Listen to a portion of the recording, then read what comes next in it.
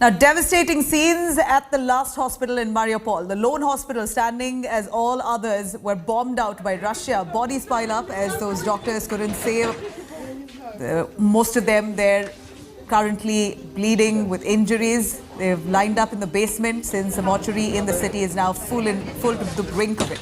Hospital is now serving as emergency centers, maternity ward and morgue. The dead include large numbers of infants. The injured, many of whom are grievously hurt, in fact, most of them have filled up every nook and corner of the hospital. It's just the most heart-wrenching footage that we see of this war. Earlier reports claim that Russian troops had taken some patients hostage at some of the hospitals. The besieged Mariupol has endured some of Ukraine's worst misery since Russia has unleashed its full-scale invasion on the 24th of February. The city has been subject to heavy Russian bombardment, with more than 2,500 people, including children, have been killed.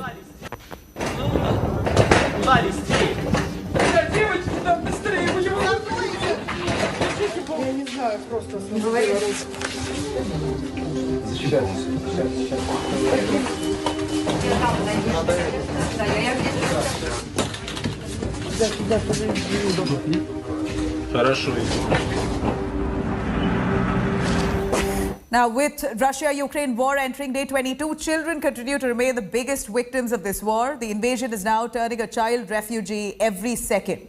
Data released by UNICEF recently states that around 1.5 million children have fled Ukraine in the past 3 weeks.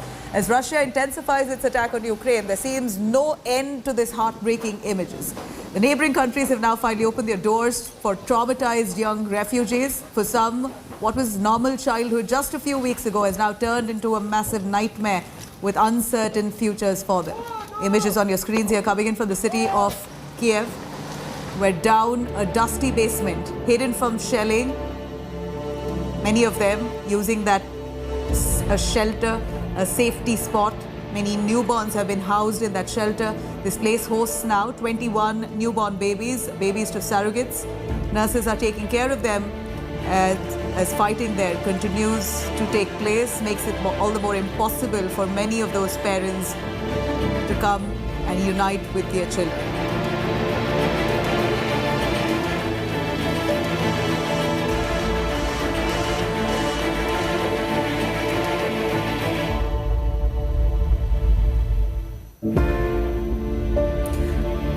Now we have Anton, Ukrainian representative at The Hague, joining us for a little perspective there. Anton, here the humanitarian crisis that we see unfolding has been really heartbreaking. We see at least 21 surrogate babies who are housed in a shelter. They have no way to meet with their parents.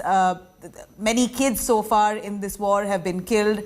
The kind of information that's coming in on a daily basis really leaves us wondering, when is this war going to end? Well, hello. Unfortunately, I might not say when the war is going to end, because it depends when the Russian Federation will halt, will suspend its military activity operations in Ukraine and will terminate this aggression.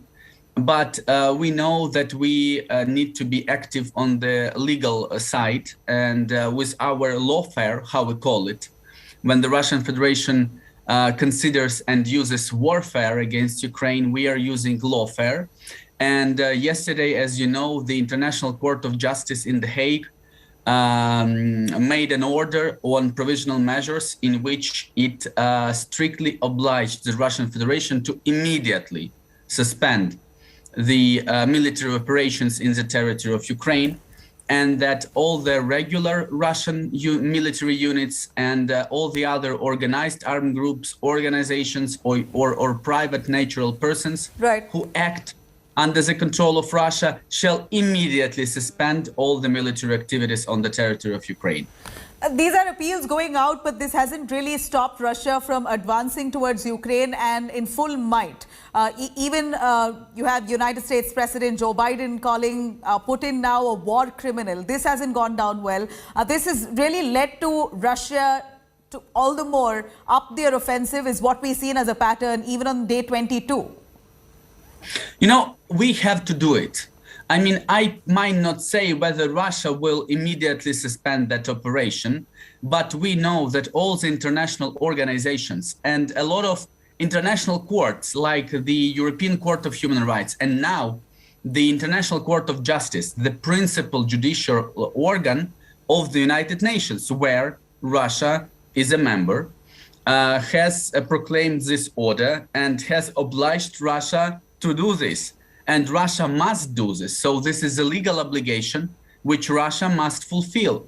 So, I mean, by having this decision, we see that Russia is alone and that whole the world, international community and international organizations, and which is more important, international courts with judicial decisions, with legally binding decisions, say that Russia must cease, must halt all the military operations in Ukraine, that they are totally illegal. You know, here we're looking at Ukraine, we believe now, as they're on the negotiation table, both the countries are trying to look for a compromise. While that said, here Russia is pushing for neutral status for Ukraine. We believe so far Ukraine hasn't agreed to it. But Ukraine also now not demanding and insisting that they want to continue or they want to join as a NATO member. That demand has now been almost silent for the last few days of this war. Where do you see this head towards, the negotiation right now that is underway? Well, I'm sure that negotiations are needed because every war, every international armed conflict ends with negotiations and peace. And surely our country now needs peace.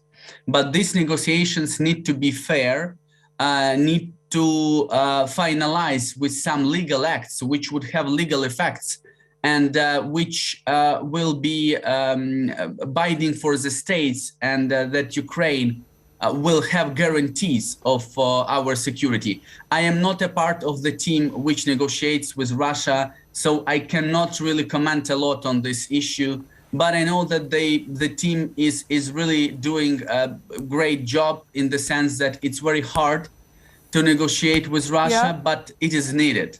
So all the other peculiarities, really, only the members of the team know them. And I, as every other citizen of Ukraine, we are waiting for the results of that. We know that Ukrainians have been closely watching those developments when it comes to talks between the two sides. A lot of talk about Ukraine now wanting to step down on their main demand, which is they're no more insisting to join the NATO. Now, Ukraine's President Zelensky is to confirm this, but this is the information that we get on ground, as our reporters have extensively covered this war-torn zone. Thank you very much, Anton, for joining us with those details.